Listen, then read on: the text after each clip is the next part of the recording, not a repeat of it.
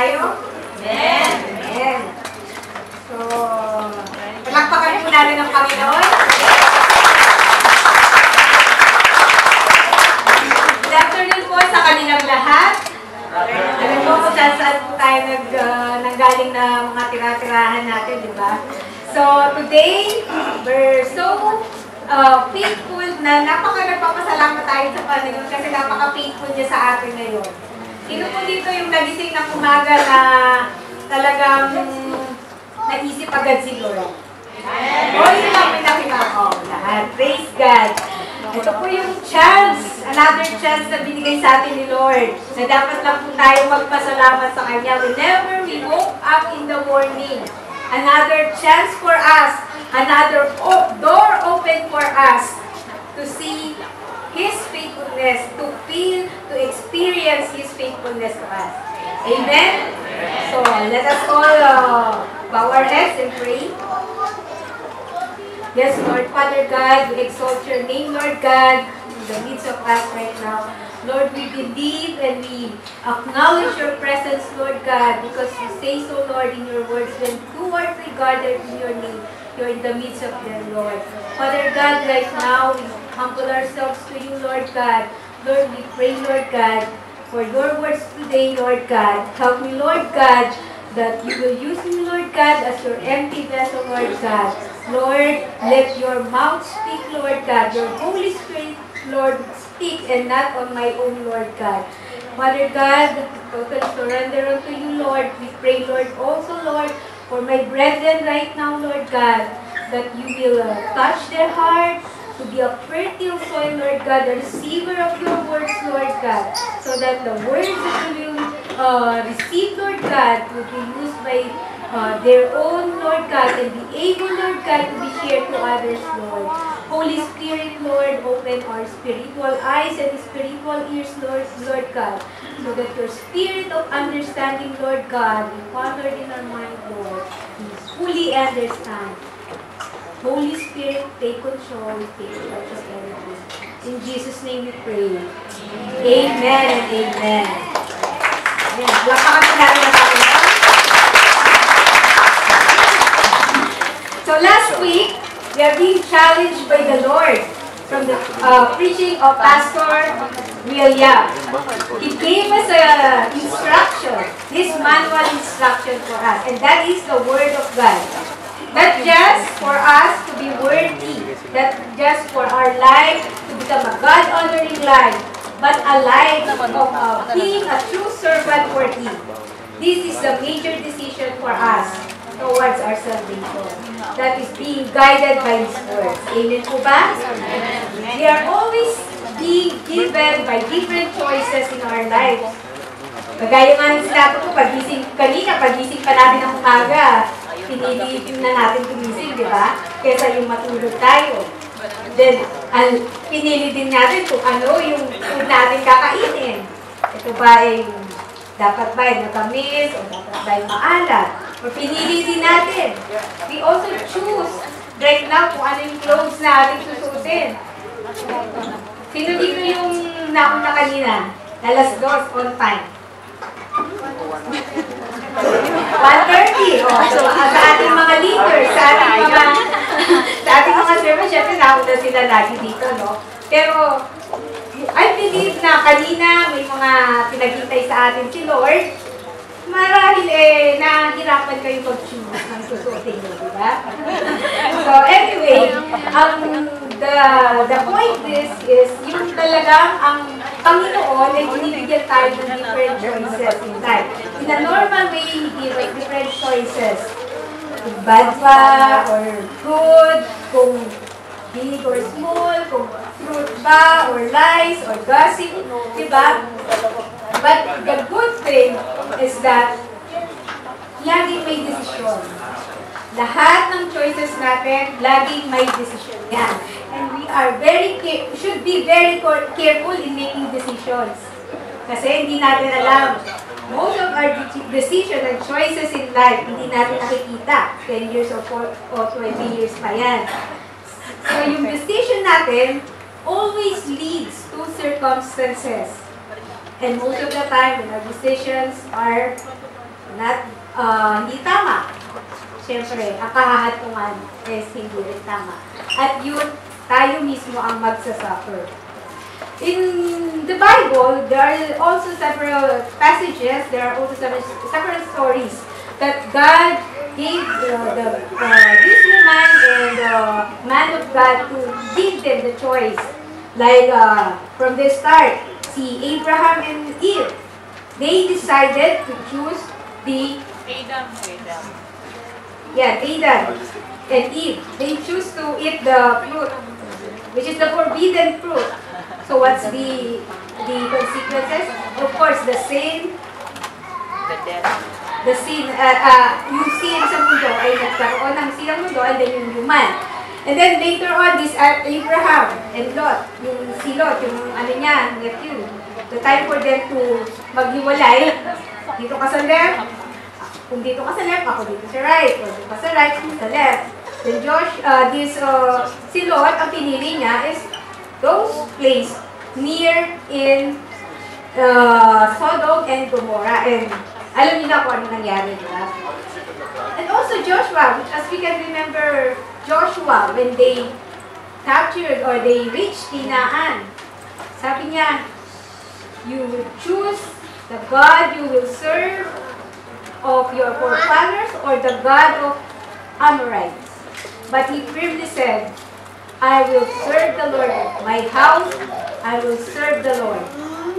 So all decisions of our lives ay binigay sa atin ng Panginoon.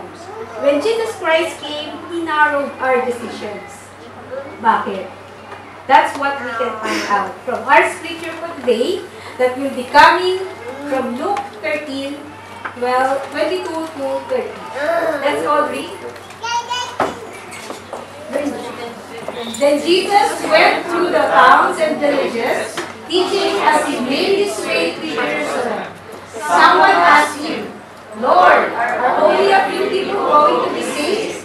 He said to them, make every effort to enter through the narrow door, because many, I tell you, will try to enter and will not be able to. Once the owner of the house gets out and closes the door, you will stand outside knocking and pleading, Sir, open the door for us. But he will answer, I don't know you or where you come from.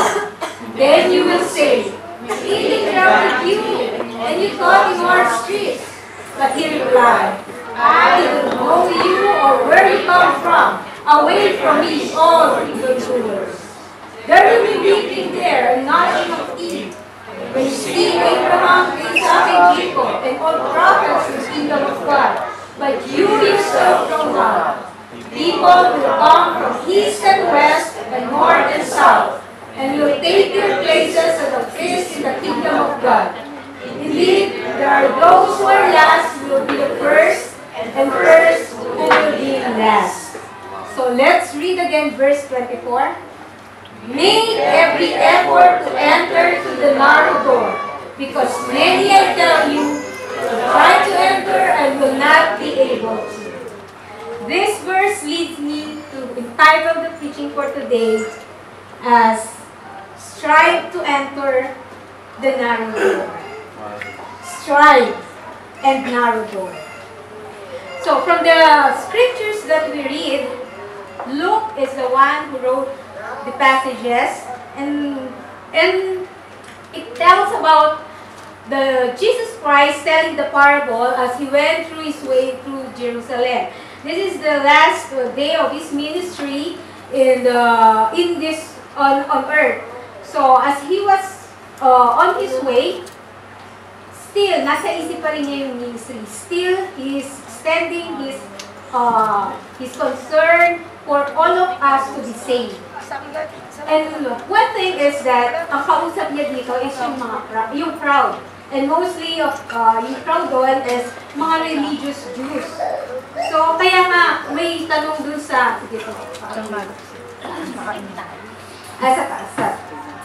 sa passage. So kaya nga sa verse 23 someone asked him, Lord, are only a few people going to be saved? So yung kausap niyang mga tao dito, most of the religious people, they feel that they are saved. But Jesus Christ answered. Hindi niya sinabi na, oo marami, oo konti lang ang masisave.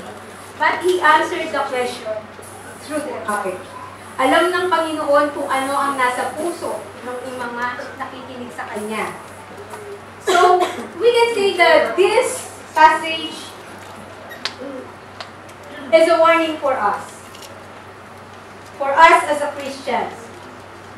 Sige,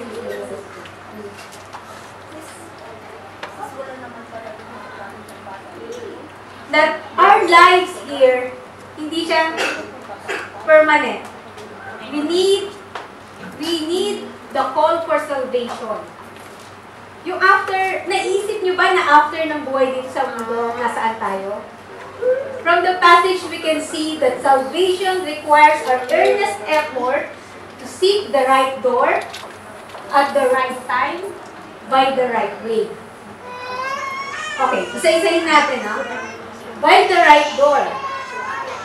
Sabi ng Panginoon, enter through the narrow door. Bakit narrow? Diba sa atin, pagka may pupuntahan tayo ng mga pasyon, or even kung may bisitahin tayo mga kamag-anak, of course, we are welcome in their house. At ang una natin hinahanap, the first thing that we are looking for is yung door. Hindi naman tayo pupunta sa window, hello, tapos dyan. Or sa roof lang. Unless may ibang motibo tayo, pupunta tayo sa ating bibisitahin.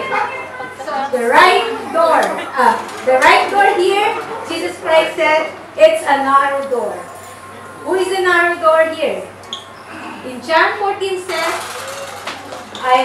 sabi niya, I am the way, the truth, and the life. I am the door. And it says in the John 10:19, it says there that I am the gate, whoever, sa ibang version, it's I am the gate, I am the door, whoever enters through me will be saved. They will come in and go out and find the pasture. So our salvation, alam natin muna kung sino, kung saan tayo pupunta. Yun ang una natin kailangan. And Jesus Christ instruct us to enter a narrow door. Bakit hindi sa wide door? Bakit narrow door? Kaya narrow kasi si Jesus Christ lang eh. He Himself said this in John 14:9 and John 10:9. Hindi niya sinabi na, enter the wide door. Kasi, there's a passage that if you enter the wide door, it only leads to destruction.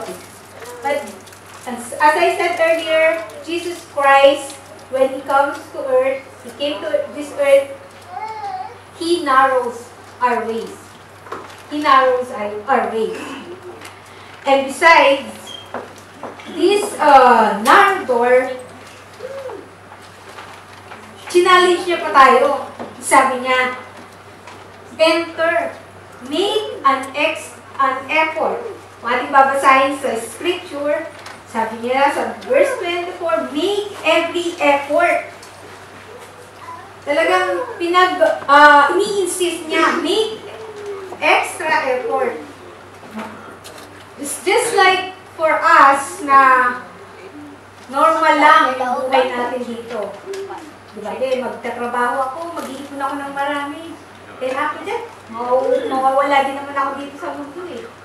At least na-experience ko kung ano yung mabuhay ng walang hirap, lahat ng kailangan ko. More on the world, more on the material things.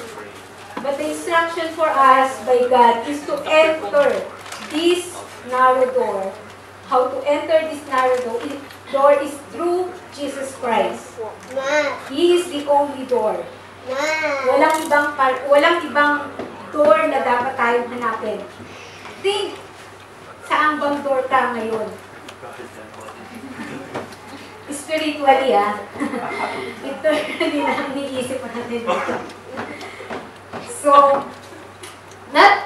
this salvation of human effort na sabi ng Panginoon, kung alam mo kung nasa ang door ka, hindi ka mangangamba eh. Yung effort na gagawin mo, it's like an athlete eh. Alam mo yun? Kapag ikaw ay alam mo kung saan ka pupunta, alam mo na yung kingdom ang pupuntahan mo, yan yung goal mo sa buhay, yan ang narrow road na dapat. Of course, mag-exert ka dapat talaga ng effort. Sabi ni Lord, ang salvation, para makapunta sa inyong kingdom, is a free gift. Free gift naman siya eh. We can receive it. We can receive it by grace through faith. Yun bang ibig sabihin ni Lord dito? Yung paghirapan natin sa salvation. Na kailangan na i-work, kailangan na ng work natin. No. God wants us from this passage na dapat is maging serious tayo na the salvation that He is offering is on that door. Ano yung attitude natin toward dun sa salvation? What will be our response to the salvation that is being offered to us by God? So just like, as I said, an athlete, of course, ang goal niya is to enter the kingdom of God. Just like to win the goal, I mean to win the game. So for us is to win, to enter the kingdom of God. So para sa atin, maraming paraan eh. Maraming tayo dapat na maging response to that. As an athlete, syempre hindi siya kakain ng bawal na yung marami. Alam niya, makakapekto sa muscles niya. Or hindi siya pwede magpuyat. Kasi kailangan niya ng, ng pahinga. Or hindi siya pwede mag-undergo sa mga strenuous na, yung na mga activity na pwede ikabali ng buto niya. So that is his, response para yung win, yung goal niya na manalo sa isang palaro is makuha niya. Just like for us, we are being taught na as a Christians, marami na tayong natutunan. First thing and foremost, we need to know talaga kung tayo ba ay mag-e-enter. We need to know that we can enter that narrow door, that kingdom of God. And then from the passage, we can also infer that number 2, we can see that salvation requires also an earnest effort to seek at the right time. Sabi niya, that narrow door is open. Although it is narrow, it is open. But there will be a time when the door will be shut. It will not be permanently open. The life testimony of Aina really amazed me, how God is very faithful to me.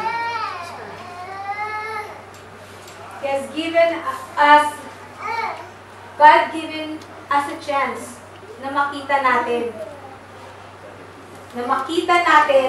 na yung offered niyang salvation ay hindi dapat ibaliwala, na kailangan tayo mag-respond. At yun is nauna. Kasi hindi natin alam that even when you tapos ng service, hindi natin alam kung hanggang kailan yung kingdom of God, yung door na yon is open for us. So we have to decide in ourselves, and that is now. Okay, sabihin natin, marami pa namang time. Bata pa ako.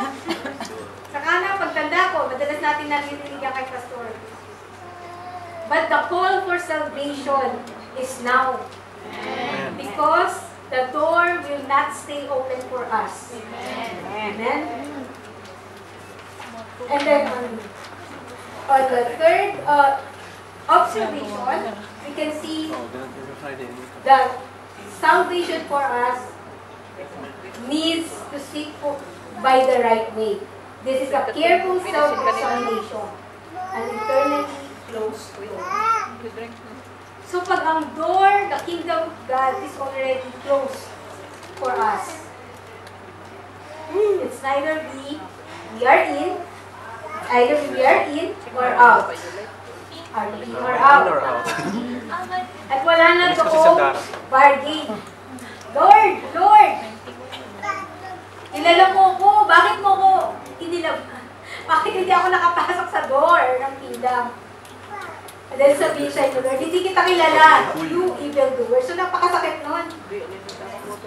So we need to seek the right way. Examine ourselves. Examine ourselves. Lord, nandito ako sa iyo, nakinig ako sa iyo eh. Narinig na kita doon sa kaibigan ko eh. Narinig na kita doon sa magulang ko eh. Nakikanta na ako sa iyo nung praise and worship. Baluha-luha pa nga ako dun eh. Pero bakit, Lord, hindi ako nakapasok sa kanya? Seek our hearts. Examine ourselves. Kaya ba tayo nandito is just for the acquaintance with God? Or just for dahil masaya? We need to respond to His call for salvation for us. We need to respond. Hindi, Lord, kasama ako nung pastor nung isang araw eh. Lagi nga akong alala niya, tinutulong ako. Hindi, Lord, nandun ako sa musika, kasama ko yung mga anak niyo eh, yung mga brethren, yung family niyo eh. Bakit wala ako sa kaharian niyo? Bakit hindi niyo ako pinapasok? Friends, hell is real and heaven is real. And we need to choose, of course, through heaven. At yung heaven na sinasabi natin is when we seek the right door at the right time, which is now, and the right way, which is examining ourselves. Nasaan ba tayo ngayon? If God calls you right now, dun sa pintuan, anak, anong dahilan ang sasabihin mo sa akin para papasukin kita dito? Ano ang may sasagot natin sa Panginoon? What will be our answer to Him? It's for us to examine ourselves. Lord, through Jesus Christ, I believe that you are my life. You are my Savior. And you took every sin that I made, that I've done. Amen? So salvation for us requires us, warns us to act or to respond now. That we need to be right. As I said sa ating kanina na right, we need to choose the right thing, the good thing. So, that's why yung ating response sa Panginoon, always be right. Yung nandito tayo ngayon. It's all dahil alam natin sa puso natin. Hindi ko alam kung ano yung mga nasa puso nyo. But only God sees your heart. So let's think about it. Talaga bang nasa right decisions ka ngayon? Nasa right decisions ka? So salvation for us needs for us to be right. All the things to be right in Him. Because ang purpose natin while we are here on earth is to be Christ-like. To be Christ-like. And all the things are perfect and right when it comes to God. And si Kristo lang ang righteous sa mata ng Panginoon. Hindi dahil sa mga gawa natin kaya tayo nagiging right. But as we accept Jesus Christ to be our Savior in our life, God the Father sees the righteousness in us. And we are near to that salvation, that God promises to us. So I have now the acronym right.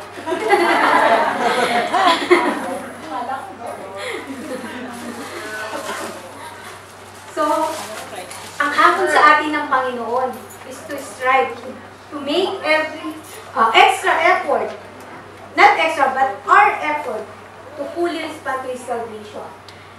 And from the acronym right, from letter R, that is repentance from our sin. Kung alam mo kung saan ka patutungo at ikaw ay nagkakasala, surely enough hindi ka makakapunta sa Panginoon. Sin separates our relationship to God. And He called us into our repentance. What is repentance? Ano ba yan? Hindi ba yan pagmahal na araw eh?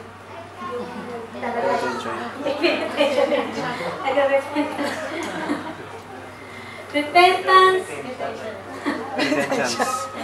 is turning away from sin.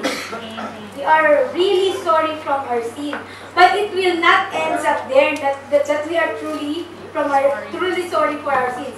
It ends up to quit from our sin. Pag tayo ay nagkakasala at nag-repent tayo, tapos inuulit pa rin natin, parang naglolokan ka kayo, Lord. Ang hinihingi sa atin ng Panginoon dito is our truly repentance. Sabi niya sa 1 John 1:9, if we confess our sins, He is faithful and just, and will forgive us our sins and purify us from all unrighteousness. If we confess our sins, how do we repent? If we confess our sins, confess, not just, Lord, sorry Lord, hindi yung ganun eh. Yung, Lord, makaawa ko sa iyo, tawarin mo ko. No. Confess. It means you agree. You agree that you are a sinner. You agree to God that, Lord, I failed you. Lord, I am a sinner. I offended you. That is repentance. And I will not do it again. God is faithful. He is just and forgive us. And He already shown His faithfulness to us. Ayaw niya tayong mapunta sa impyerno. When God the Father sends Jesus Christ here on earth, He opened His arms to us on the cross. Tayo ay makasalanan, pero inako ng Panginoon for us to be saved. Marami sa atin hindi maintindihan kung gaano tayo kamahal ng Panginoon.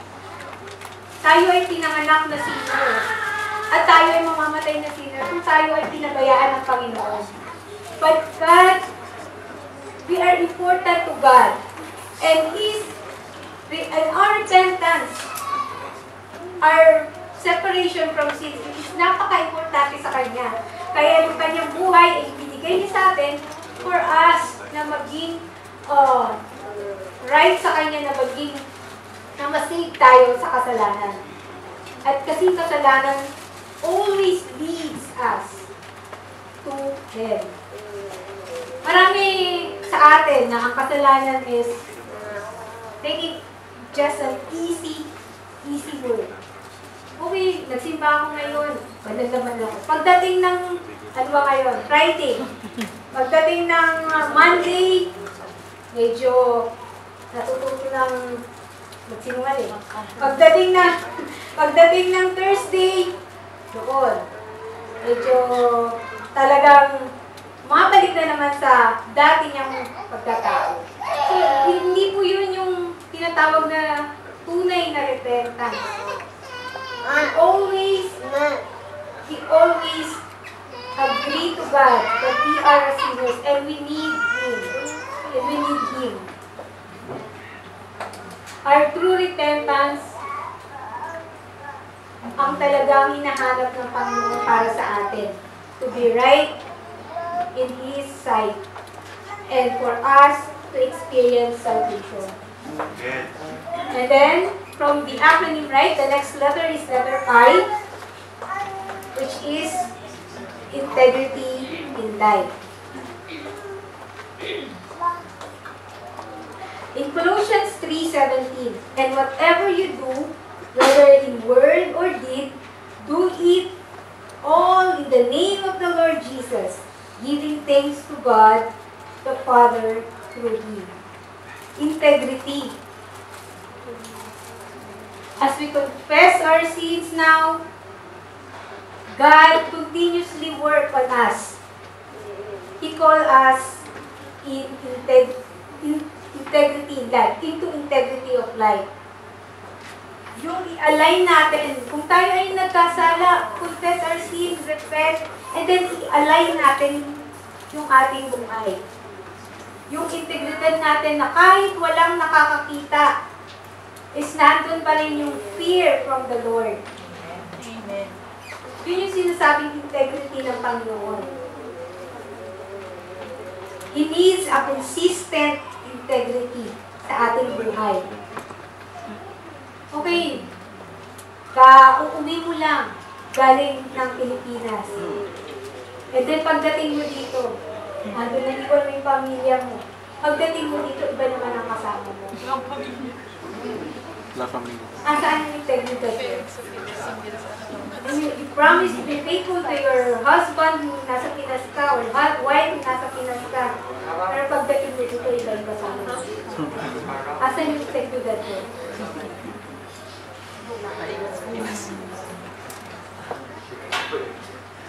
Yes. And then sa Colossians 3:17.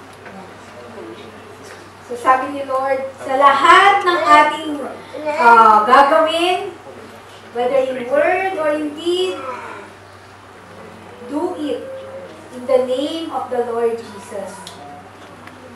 Gagawin mo yung mga bagay na makakapag-glorify kay sa Lord. Gagawin mo yung mga bagay na hindi para mapaligaya mo lang yung kaibigan mo o para mapagbigyan mo lang yung nanay mo. Although kahit na yung tatay mo is pastor or yung nanay mo is servant dun sa isang church, pinapakita mo pagkaharap mo sila is napakabait mo, and then after nung umuwi ka kasi ibang lugar at alam niyo kung ano yung ibig sabihin doon. So the next thing, for us to strive to enter the narrow door is to have a genuine in following His commands. Ano ba yung genuine? Hindi ba yun yung nasa budget?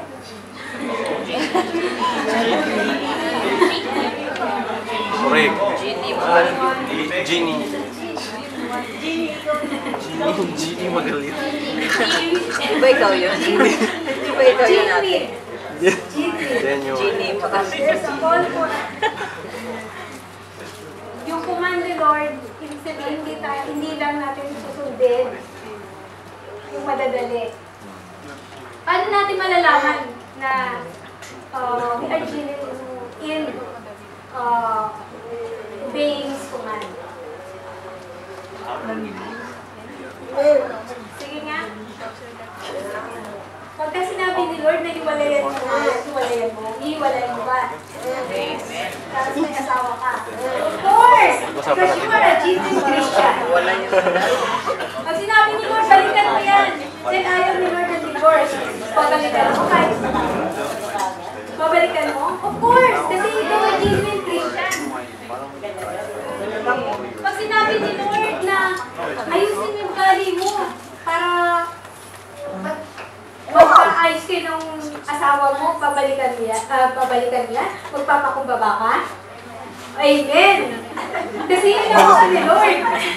To be a genuinely Christian who always obey His command.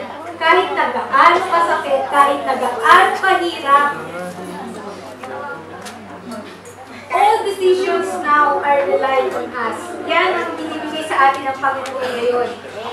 Yung decisions for us to seek the right respond to His salvation. Kung sabihin ni Lord na gusto mo pa sa langit o impyerno, sige, balikan mo na yun. Diba? Sabi sa 1 John. Katabi ko pala siya. 1 John 2, verse 3 to 5. We know that we have come to know Him if we keep His commandments. Whoever says, I know Him, but do not do what He commands is a liar, and the truth is not in that person. But if anyone obeys words, the love of God is fully made in them. We know that we have come to know Him if we keep His commands.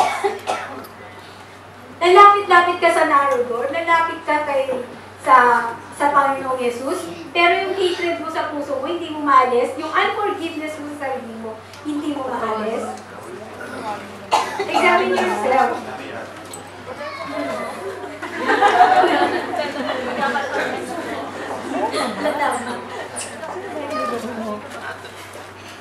I personally share with you how God molded me when He calls me to this church family. Before, when I decide yung wrong decisions na yon, I decide to go through that wrong decision. God, don't allow me to totally be on that wrong decisions of having that wrong relationship. He picked me up there. That is the good decisions, the best decisions of God for me. But He will not just pick me up there. It's still, hindi tayo pipilitin ni Lord. It's still on our decision na sumunod sa Kanyang command. And now He's challenging me once again to decide on the right thing. That is to be a truly servant in Him. Amen. So let's continue from the acronym right. So as God calls us to respond to the salvation now and examining ourselves, we need to consider that the needs for repentance is really we should do now. The repentance from our sins and then aligning our life with integrity as well as yung pag-obey ng Kanyang command. Genuinely obey His command. And then it leads us to the holiness in life. Yung holiness in life is being integral dun sa character ni God. Tayo ay minumold ni Lord unti-unti. Hindi tayo magkakaroon ng salvation na, okay, maliligtas kayong lahat as you receive Jesus Christ in your life, as you accept Him as a Lord and Savior, you will be saved.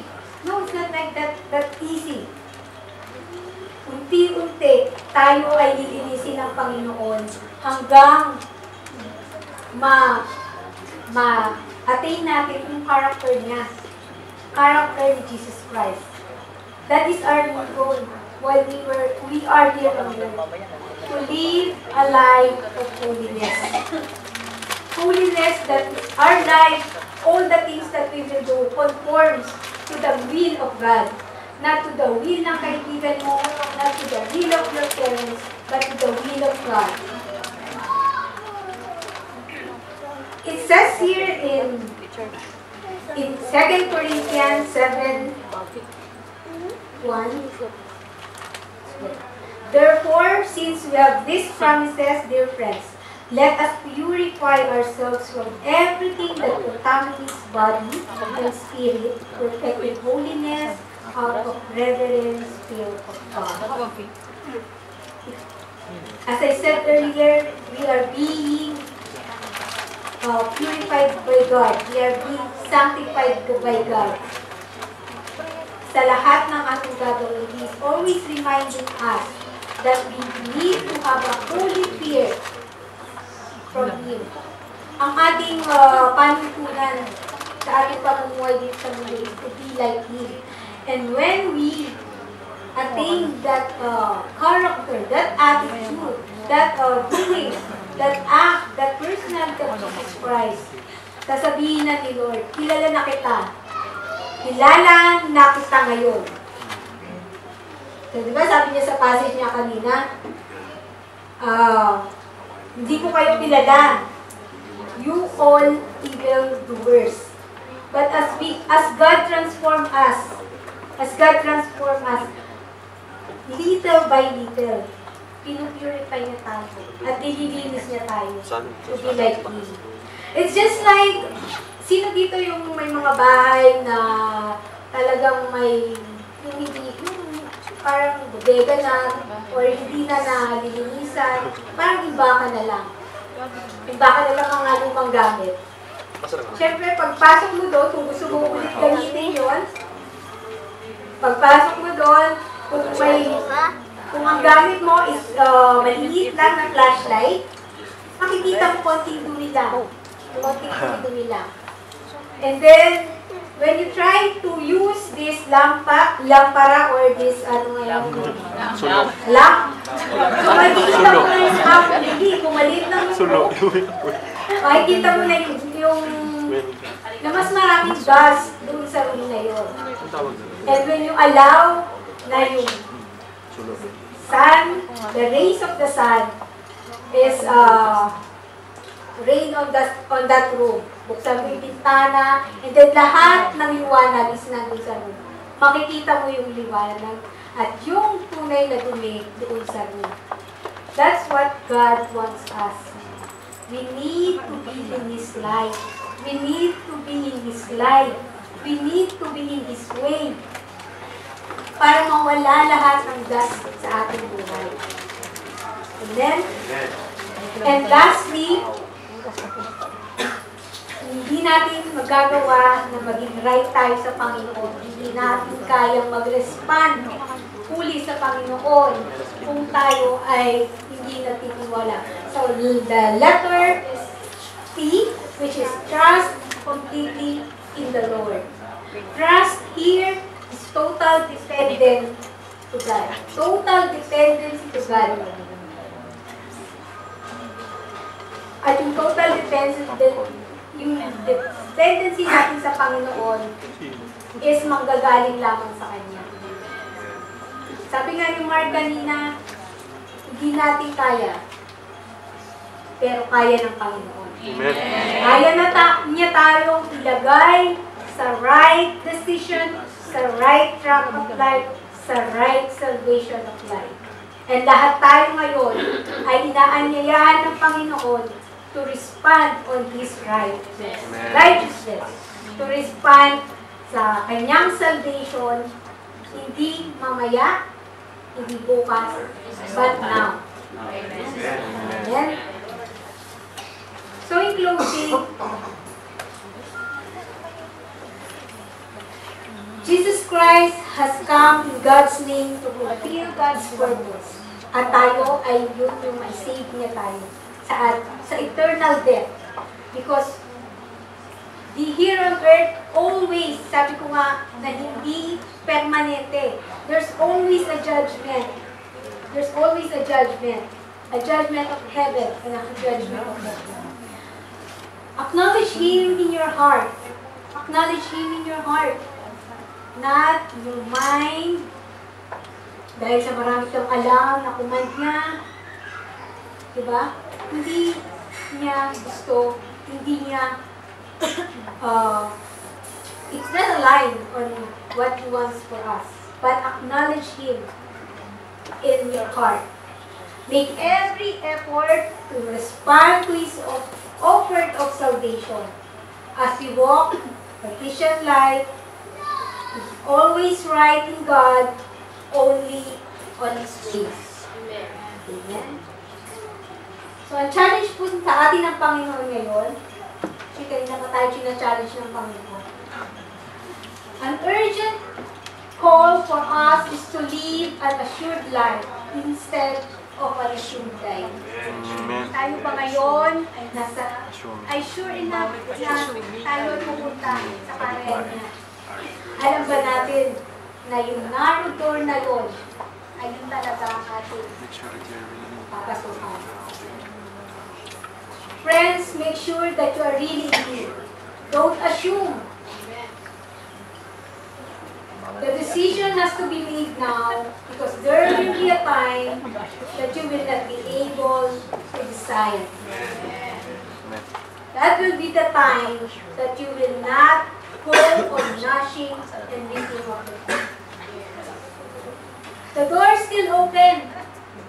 Still, there's a chance. Before the coming of the eternal judgment of heaven and hell.